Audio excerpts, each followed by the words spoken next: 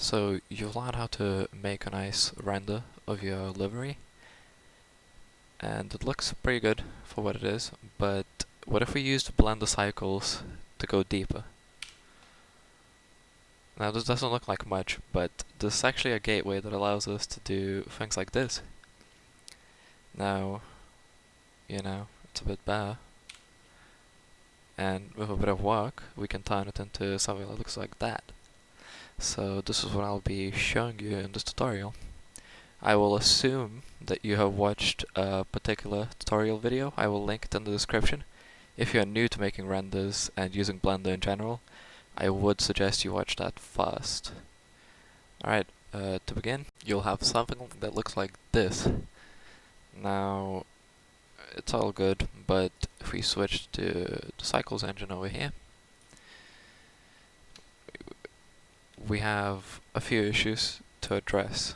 Now, the most obvious one, everyone will notice, is the little black areas. That's just the inside of the model sticking through the outside, which we need to remove. So the best method I found to do this is select vertice selection mode, and then select one that sticks through, as you can see here.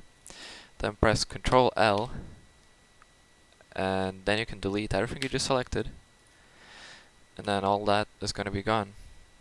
Now you have to do the same with a few other areas, and it's a bit difficult to see what's sticking through and what's not.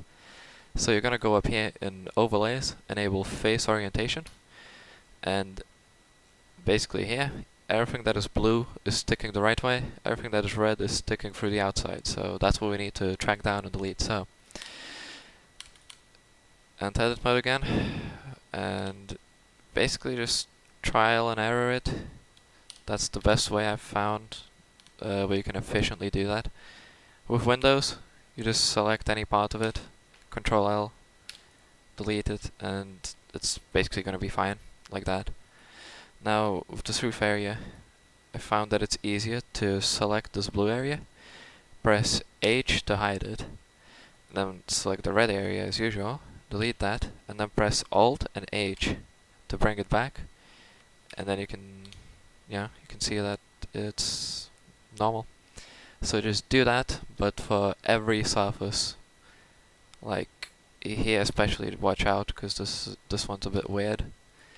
But again, just track down what's red and delete that. The next thing we need to address is shading. As you can see over here, it looks all messed up. Now this is easy. You have to go here, find normals, disable auto smooth, then go into modifiers, add edge split, and uncheck the top check mark. And you can see already it's 10 times better. The shading is actually correct. And the thing we'll be doing after this is materials. So you want to select shader editor here. Now in materials, make sure you have the paint job selected for this. And the issue here is that it's way too rough and has way too much specularity. So we'll turn specular down to about 0.5 and roughness to about 0.1, which gives our car this little smooth reflection. Now last thing I'll do before finishing the part that only focuses on studio, like a little studio lighting setup, is windows. You see that? It's not what windows look like at all. So we'll enter edit mode, select windows, select any part of a window to make sure you have the right material. You can exit edit mode, and then we want to turn the specular down to about 0.5 and roughness to about 0.2. Now we're not turning it to 0 yet, because this is the part that's meant to have the roll cage bars attached to the window. So to finish this up, we're going to add a mix shader node here. You just press Shift A and type in mix shader, and a second node that's going to be glossy BSDF. Now plug that into the top, and then from this images alpha input, we're going to put it in the top, which, as you can see, basically separate the metal bars from where the window is meant to be. So in this glossy node, turn roughness to 0, windows are not rough at all, and then turn the color to something pretty dark. Light colors don't make it look good at all, so I'd put it about here. It looks about right. Yeah, you see some reflection coming through in this corner. So for studio type rendering, this is pretty much all you have to do. As you can see, it looks a ton better. But if you want to step things up a bit and put it outside, here's what we're gonna do. First of all, select all your studio lights, we're just gonna delete those. X, delete, we don't need them anymore. Here, in the world properties, we're gonna select sky texture here, and make sure it's on this bottom one. And that gives us a little sky texture. Well, it's a new feature in Blender 2.9 first of all, so make sure you're running Blender 2.9, because otherwise you won't have this really nice sky texture. So we have that enabled now. Make sure your strength is at something acceptable. 1 is too high. It will be 1 by default. I'd set it to about 0.5 maybe.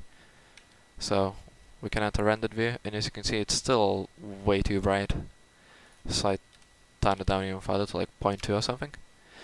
Now, if you want something that looks more like a sunset, you can change the sun elevation over here. So that's how high high up the sun will be. Obviously, if you turn it to something lower, it's gonna look more like a little sunset. If you turn it up to something higher, like 40, it's gonna look like midday. Again, if it's really bright, turn it down to something lower, and then it's gonna look a bunch more correct, basically.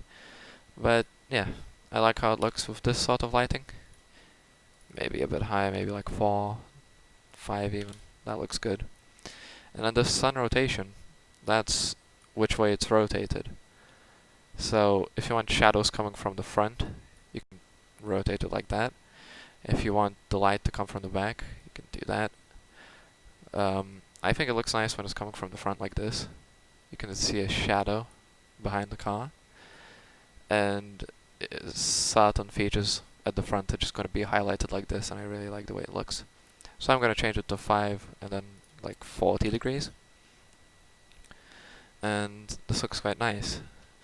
Now, a few extra touches I like to add before rendering now is getting a window net. Now, I don't know how it is with other mods, but with this in particular, which is the Splash and Go Monster Energy Cup Series 19, the textures for the window net are already included in your folder, so all you have to do is select this window, Control L as usual, and then you're going to press Shift D to duplicate it, and then just press Y, move it across here, and now to scale it the other way, you're going to press S, Y, -1, type that in, and you can see we can now put this window in where put this geometry in where the window would be, where the window net would be. Now this little gauge is sticking through, so I'm just going to delete that. No one's really going to notice in your render. So with this window, what you want to do is make sure to create a new material. So you're going to click the little plus here, and then click new. Now when it looks like that, when it's just a really rough white ball, that's when you know you've created a new material. Now we're doing this because the stock material for the window net isn't included, but the texture is, so we're gonna have to plug that in ourselves, which is really easy actually.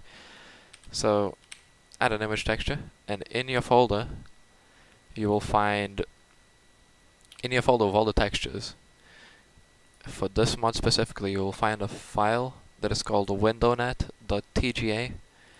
You want to open that, put the color input into the base color, and put the alpha input into the alpha. And that, as you can see here, will put the texture on the actual thing. Now to make sure you actually have applied that material to this geometry, you want to again select it all, then select your window net material and click assign. Now, it's gonna look a bit weird. That's not what a window nut looks like. And that's because it hasn't been properly UV unwrapped. So with it still selected, we're going to go into UV editor, and then here we can press S, Y minus 1, sorry, S, X minus 1, and then we can move it, and then press S, scale it up, like a whole bunch. I like to move it up so that the metal bar is peeking through a bit, like that. And maybe move these two so that it's not doing that. And then, boom, you have a window nut. Now, this looks pretty good. But again, I want to add a bit of motion blur to the wheels. And if you really want, you can add a texture to the ground, but I'll touch a bit more on that a bit later. So, to create motion blur for the wheels is actually not as difficult as you would expect. So, you want to just select parts of the wheel, and then press Ctrl L as usual, and just like try moving it around, and then pressing right click to make sure that you have the whole thing selected. Now I know I have the whole thing selected because there's nothing left behind when I move it. So, easiest way to do this is to press P, and then separate by selection, exit edit mode, select only the wheel, and then in object you want to make sure that the origin is set to center of mass surface. Now this just allows us to actually rotate the wheel properly. And then from here, we can close that. You want to go to frame 1 in this timeline, go into object properties, and here in rotation, you want to find the value that rotates it correctly. So for me it's X. It might be different if you rotated your model or something. So here, I'm going to keyframe 0 by pressing I while having the mouse over this little area. So you can see I've done that. Now let's move to like frame 10 and then change this value to something like 360. And then again you have to press I while you have your mouse over this to make sure it's keyframed. Now as I move through keyframes you can see the wheel moves. Yep. And we can set our render up so that this actually corresponds to motion blur. So, now we could repeat the whole process on the back wheel, but to me it's easier to just select it all, delete it, and then have this wheel, just like if you press 3 or 1 and then 9 on your numpad, you can just duplicate this wheel. So press Shift D and then X, move it all the way to where the other back wheel is, like that, make it line up and stuff. And then to make sure that they're not rotated the same way like they are right now, you can see the text lines up perfectly. You want to just offset this by like 60 or something. So type in 60, again press I to keyframe, and then make sure to go on keyframe 10, and then change this to 420, nice, and keyframe that, and then as you can see the text is offset a little bit, and it's going to look a bit less like a render and a bit more like real life.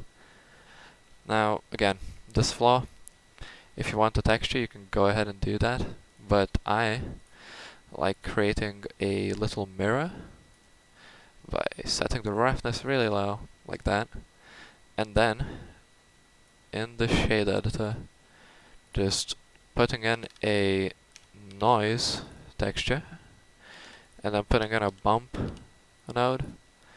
That's just going to allow us to break up this mirror surface and make it a bit more interesting to look at, maybe. That's what I hope it does anyways. So we're going to plug this in here, and then I like having the roughness up quite high, and then just basically play around with these settings. So turn detail off quite high. I like to have scale like 5 and then quite high roughness, so you get this sort of like effect. You know, kind of looks like ice maybe, I don't know, it just looks cool. So always make sure to play around with how you set out your camera. So here I'm just going to set it up so that I can see the whole car plus the whole reflection off the ground, which is going to look quite neat.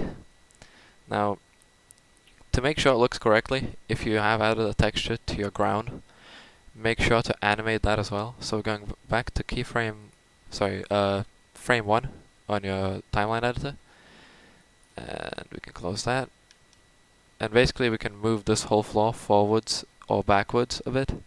So since we start at 1 and we want to move it backwards to make it look like the car is moving forwards, all we have to do is again just go here, but instead of keyframing rotation, we're going to keyframe location. So if we move it along the x-axis, you can see that's where we want to move it.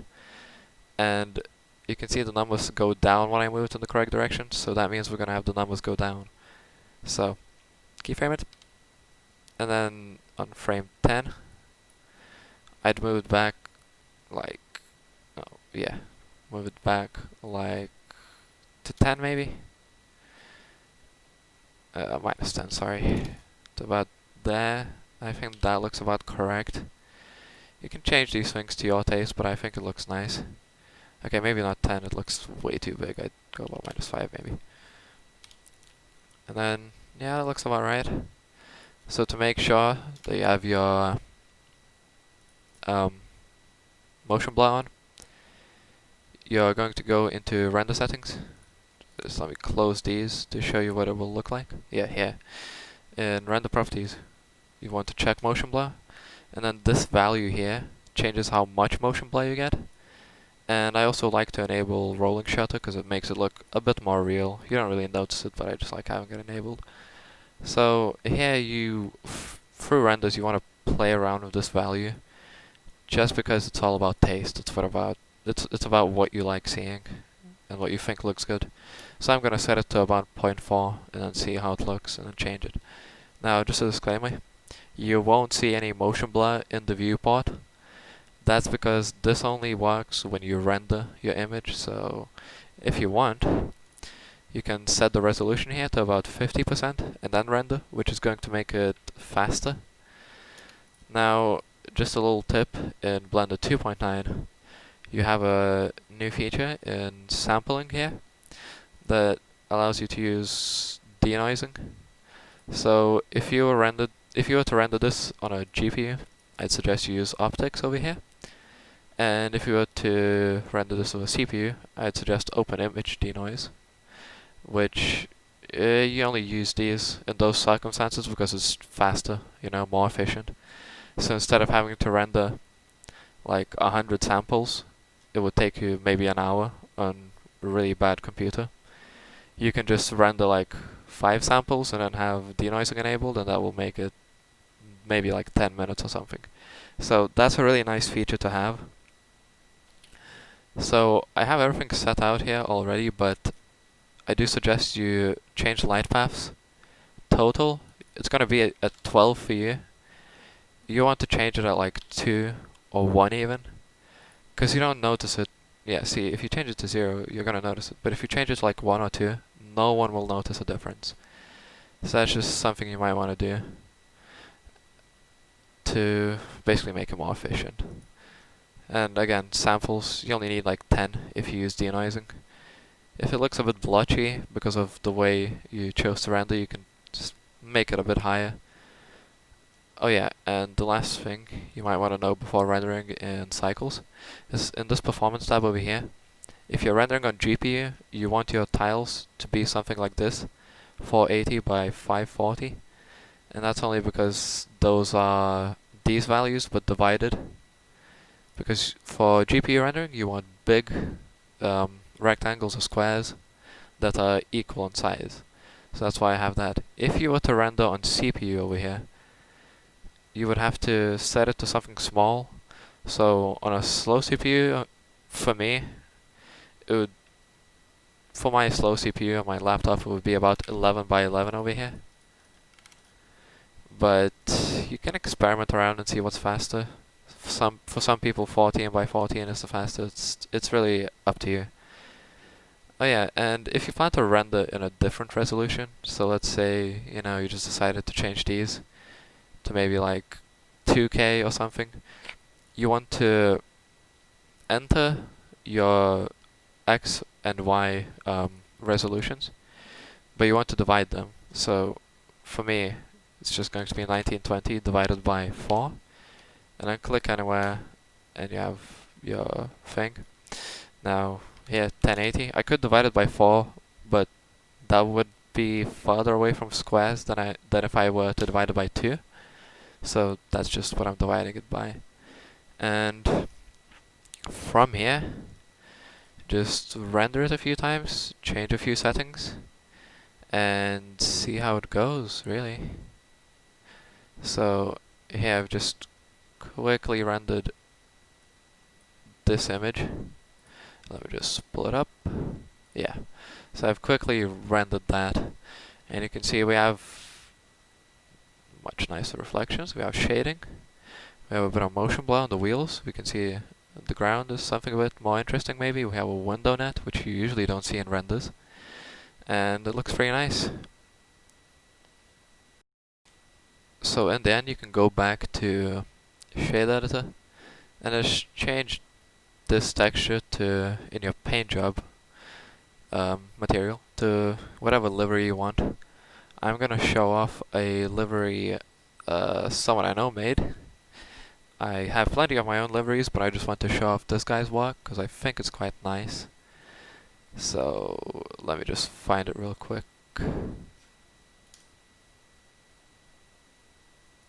Ah, there it is. So I really like this livery. I like the guy who made it, so again, I'm just going to set this to render real quick. And it shouldn't take long, by the way, especially with the optimizations we made. It should be pretty quick. So yeah, it looks pretty nice. I think everyone that makes liveries should and wants to render them should be using the Cycles render engine, because it just allows you to do so much more, and it looks so much better with proper reflections. So here you go. If you have any questions, I'll leave my Discord in the description. You can also use the comments to ask me questions. And I'll leave a bunch of useful links in the description as well. Alright, good luck.